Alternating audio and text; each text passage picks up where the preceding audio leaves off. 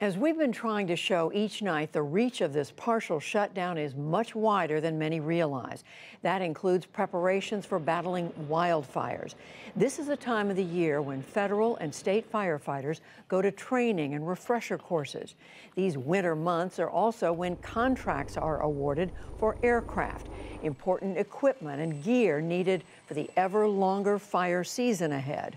A season growing in part because of climate change, and which seems to be stretching ever longer.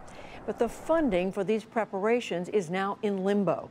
While some firefighters are protected from furloughs, many of these key operations aren't happening. Some training courses have been canceled in western states. Jim Whittington, who worked at the Bureau of Land Management and the U.S. Forest Service, now has his own consulting firm in Oregon. Training for wildland firefighters is greatly affected by the shutdown. There's already a compressed time frame because of climate change. You have fires starting earlier, fires going later.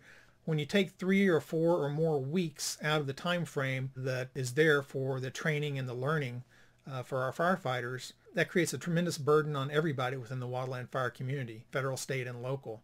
It also makes it more difficult to plan for at least the early stages of the 2019 fire year, and it may be difficult to fill some of the positions early on as folks scramble to meet the qualifications and take the courses that are needed so they can fill the positions.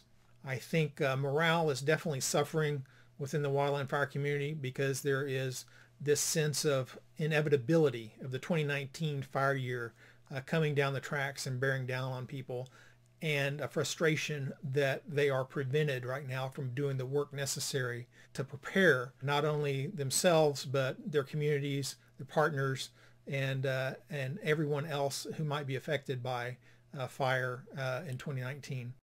That was Jim Whittington. The U.S. Forest Service and the Department of Interior have also suspended some managed burns of built-up fuel to decrease the likelihood and the severity of fires.